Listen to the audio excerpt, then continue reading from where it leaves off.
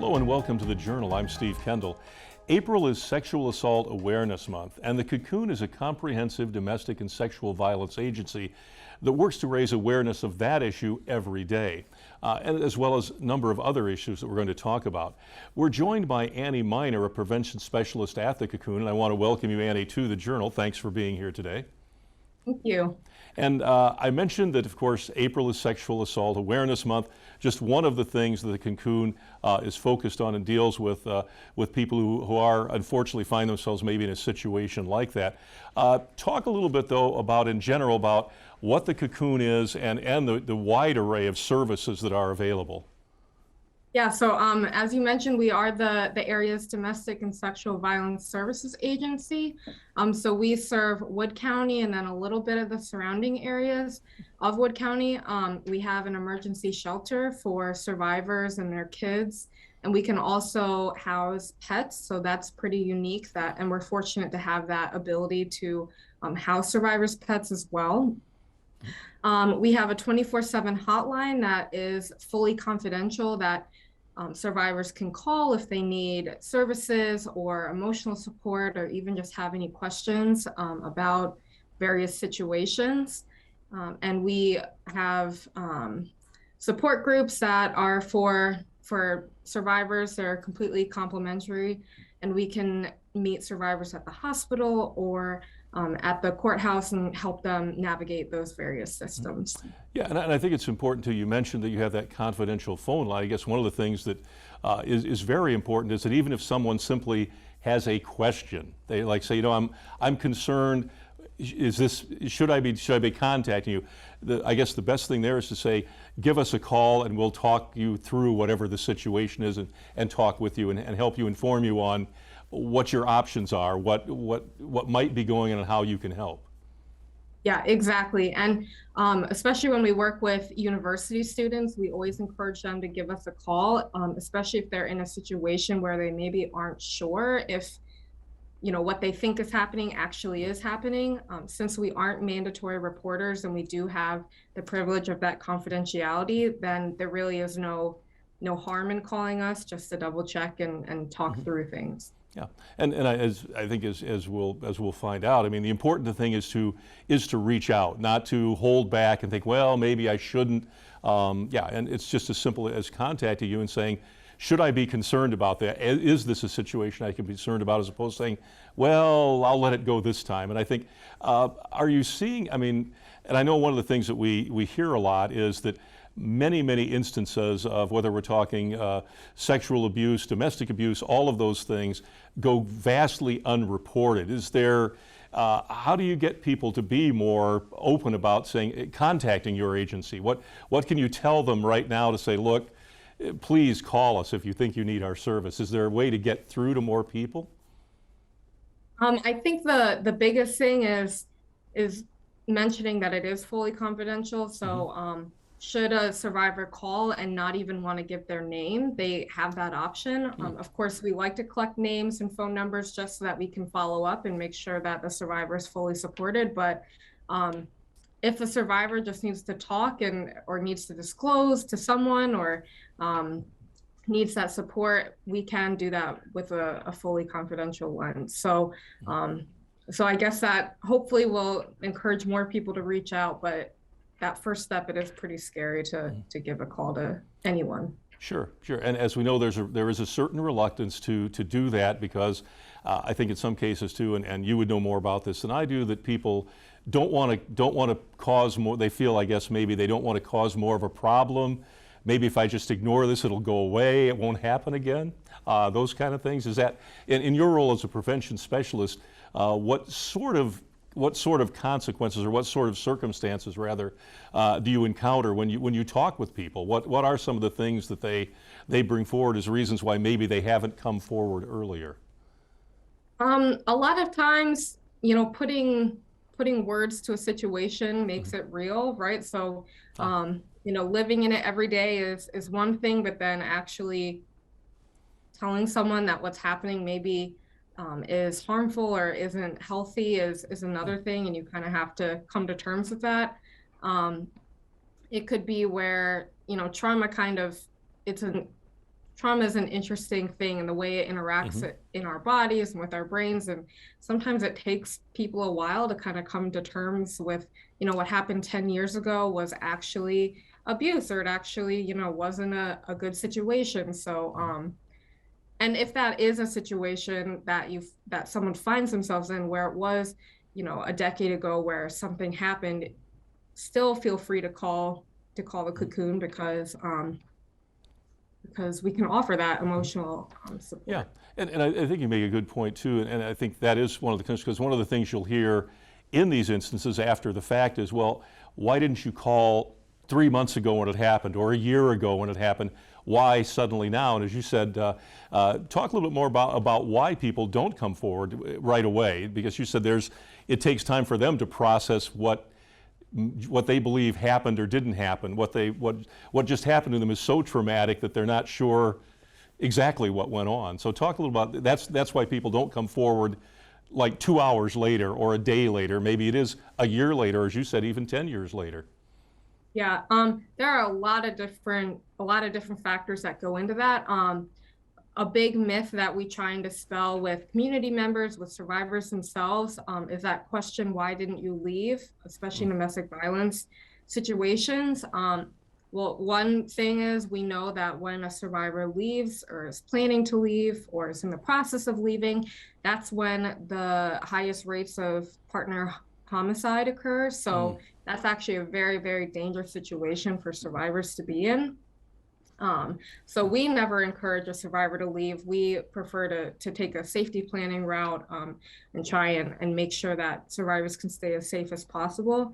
It could be that survivors have dependents, so pets, children, and if the options are, homelessness with my 3 kids, or living in a house with an abuser who may not be nice to me, but at least doesn't touch the kids, then at least the kiddos will have a warm bed to sleep in every night.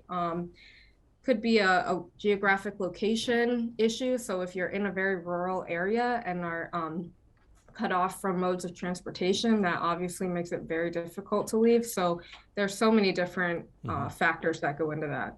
Yeah, and when we come back in just a moment, I mean, that is one of the questions I think too that people have, if you've been fortunate enough not to have experienced this, is, well, how could you have stayed there that long? Why did you stay? And you sort of talked about that a little bit. We can come back and maybe delve into that a little bit deeper. I'm talking with Annie Miner, a prevention specialist at the Cocoon here in Bowling Green. Back in just a moment here on The Journal. Thank you for staying with us here on The Journal. My guest is Annie Miner. She's a prevention specialist at the Cocoon, which is an agency that deals with those people who unfortunately find themselves in situations of domestic abuse and sexual assault and all of the other issues that we revolve around that. When we left the last segment, Annie, we were talking about the fact that why people stay in a situation, or why they take a longer time to finally reach out to an agency like yours.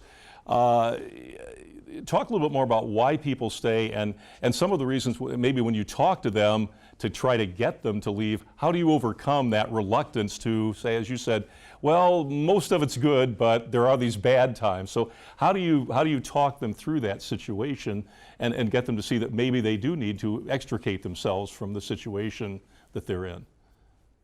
Right.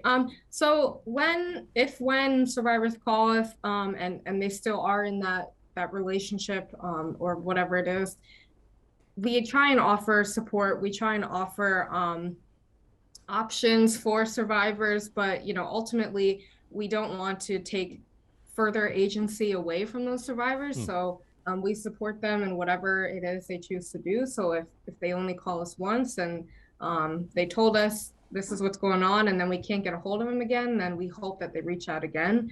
But we understand that every situation is different, and that survivors, you can't tell them to leave, because as I said, that's a very dangerous time. So sure.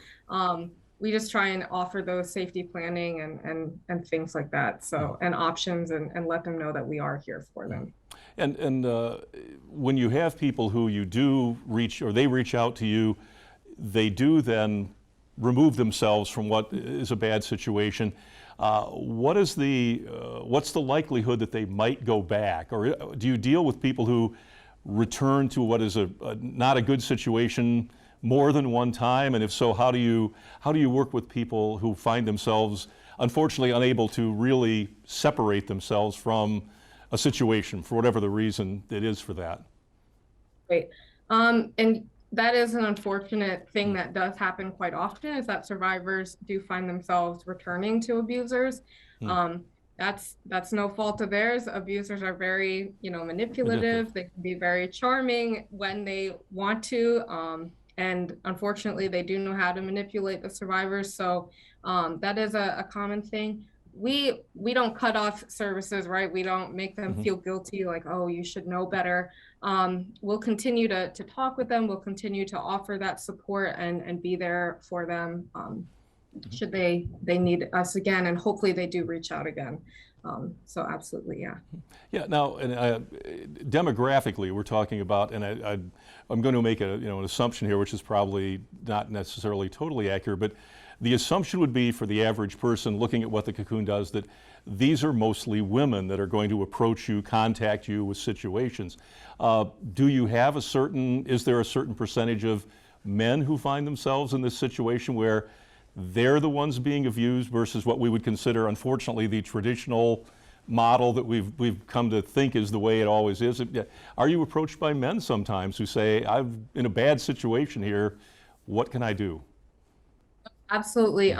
We serve everyone. So men, those in the LGBTQIA plus community. So we do work with those populations as well. Unfortunately, it is a majority of women we serve, and men especially are more reluctant to come forward in situations of abuse, sexual assault, things like that. And I believe that a lot of the reasons for that is due to the pressures of society on men and things like that. And that's why in my prevention presentations to community members, I really try and stress healthy masculinity and it's okay to ask for help.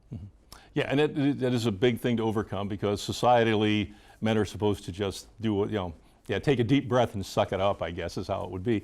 And we'll talk a little about, as you said, you're a prevention specialist. So a lot of what you do is education, reaching out, talking to groups, talking to people.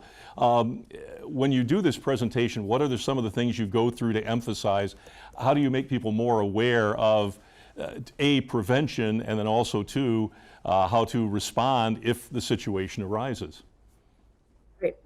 So I give a lot of presentations to community groups.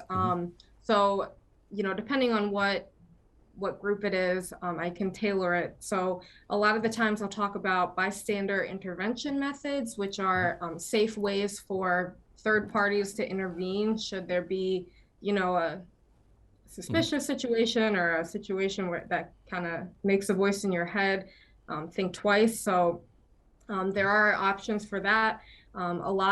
So healthy masculinity, like I mentioned, media literacy. So the music and the movies and TV shows that we consume may be communicating some not so healthy and helpful messages. So just kind of being aware of those, not completely stopping listening or watching those shows or songs, but at least being aware of the messages that you're not unintentionally consuming them. But I've also been able to work with some high school students in the area. So for that, I really like to stress, healthy versus unhealthy relationships, and not just romantic relationships, friendships and family relationships, because we know, especially in high school, there's a great deal of bullying that goes on, unfortunately, and some of these same patterns of domestic violence can kind of crop up in those types of situations. Yeah, well, and you make a good point there too, that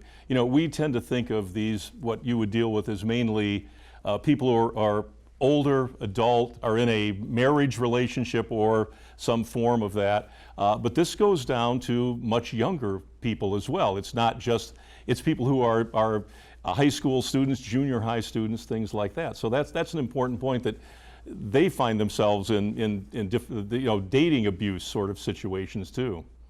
Yeah, and if that is maybe a 15-year-old's first Mm. relationship and first introduction to a romantic relationship, and it is a dating violence situation, or and there is maybe emotional abuse, maybe there's no physical abuse, but there is kind of emotional Mm. manipulation and things like that, then potentially that's just normal for that 15-year-old, and so they may not know to ask for help. Right.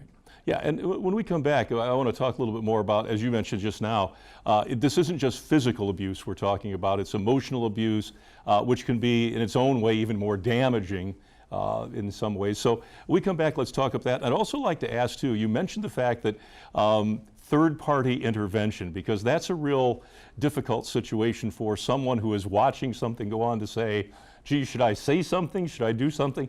What should I do? What shouldn't I do? So we come back, let's talk about that. Let's talk about emotional abuse, and then talk about when I, as an individual, should or should not intervene, or what should I do if I think maybe something isn't right in someone I'm watching in a relationship. Back in just a moment with Annie Miner, prevention specialist at the Cocoon, here on The Journal. Thanks for being with us on The Journal. Our guest is Annie Miner. She's a prevention specialist at the Cocoon. One of the things you touched on in the last segment, Annie, was the fact that this isn't just physical abuse. You mentioned the fact that in many cases, the abuse that you deal with and your agency does and people find themselves in can be emotional abuse. It isn't simply physical abuse. So talk about the impact of that and what that is like and how people should be aware of, are they in a situation where they're being emotionally abused? Because we can see physical abuse, at least we believe we can, but emotional abuse is a whole different array of circumstances. So talk a little bit about that. Right. So when I talk to community members and also teens, I always say, friendships, family relationships, romantic relationships, all of those people who you choose to surround yourself with should uplift you and add to your self-esteem and add to your happiness. And if someone isn't doing that, then maybe it's time to kind of review that relationship. So situations with emotional abuse and kind of mental manipulation, while they're much subtler and maybe harder for someone to catch, they do happen, and they do kind of follow that same pattern of escalation that physical abuse does. So it could start with a backhanded compliment here and there, and then it can escalate to statements like "you're worthless," things like that. But it's sneaky, and it's hard to sometimes pinpoint.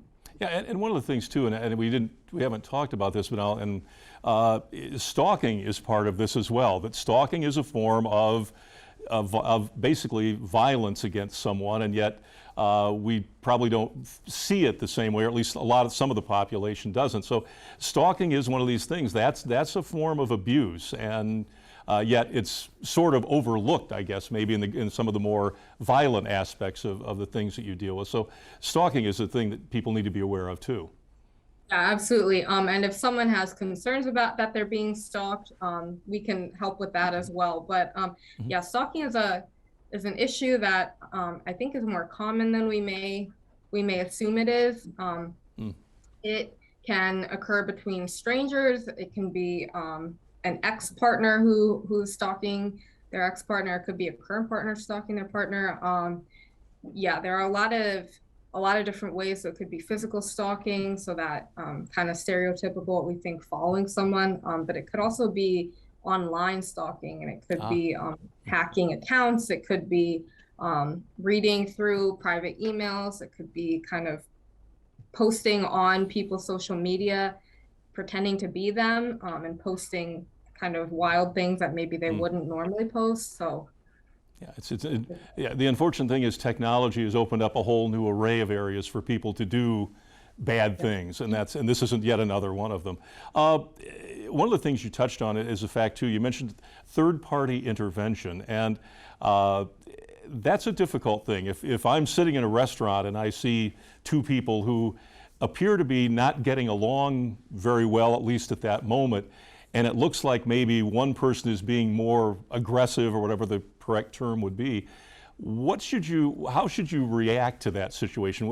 If you don't know them, you're in a public place, what is my responsibility there, if any, and what should I do and what shouldn't I do in that situation, if I should do anything at all? I'm sure there's something we should probably at least do in some fashion, but what's that situation for me if I look over and go, wow, that's just not right? Yeah.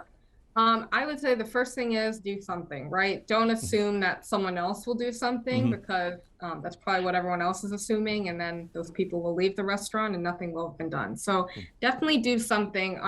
There are a few different ways that you could intervene in order to keep yourself safe, because that is the #1 consideration to have. So if you're comfortable, you could go up and just, you could ask, are you okay? If you are in a restaurant, you could ask to use those people's salt or pepper, whatever it is, just to kind of insert yourself into that situation, but not so aggressively and directly like, you need to stop. You could ask for help. So if there's a wait staff that you could ask, hey, is everything okay over there? At least you're doing something, or you could cause a distraction. So if you are in a restaurant, you could dump a plate of food on the floor or something, which is messy, but at least it'll hopefully pull those two people out of that situation, and kind of have them remember where they are, that they're in public. Yeah, because it is a difficult thing if you see that or you sense that that's going on. Yeah, and I think you made a good point that don't expect that someone else, because everybody's going, well, somebody else will do something about that. Should you ever be, and I know should you ever just pick up your cell phone and call 911 and go, I think there's something bad happening here? I mean, would that be an overreaction or not? I know it depends on the circumstances, but that's not the first thing you should do, though, obviously, at least in many cases.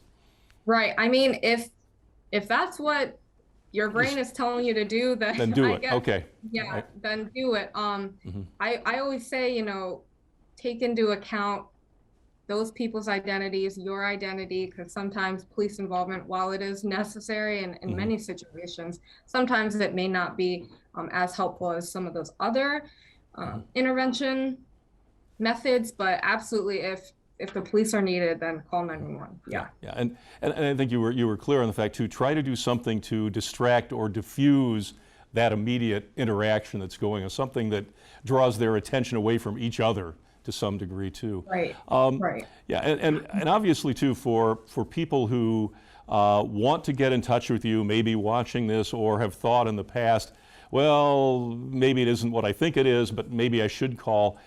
You guys are available in any variety of ways to get in contact with. There's webpage, Facebook, phone numbers, that kind of thing. But the simplest thing to do probably is just to pick up the phone and call if you in a situation where you feel comfortable doing that, obviously. Yes. Yeah. Yep. Yeah. I would say the quickest way to get a hold of us is by calling us, and but of course you can direct message our different social media accounts, and we will get back to you. Yeah, and I think the nice thing is you can look at your website, you can look at the information that's online in social media, and for someone who may think, well, is this what I think it is? You can see what's available service-wise, you can see what's available contact-wise, so there's a lot of great educational material for everyone to look at there and maybe say, oh wow, I didn't realize, I always felt this wasn't right, now I know by looking at some of this information that what's happening to me right now isn't the best situation. So if nothing else, if people just find that information to look at it, maybe that will help obviously as well. Great, great. Well, Annie Miner, thank you so much for coming on from the Cocoon Prevention Specialist, and thank you so much for what you do and all the folks at your agency, and we appreciate you being here on the Journal. Thank you. Yeah, great. And you can check us out each week at WBGU.org, and of course you can watch the Journal every Thursday night at 8 p.m. here on WBGU PBS. We will see you again next time, and good night and good luck.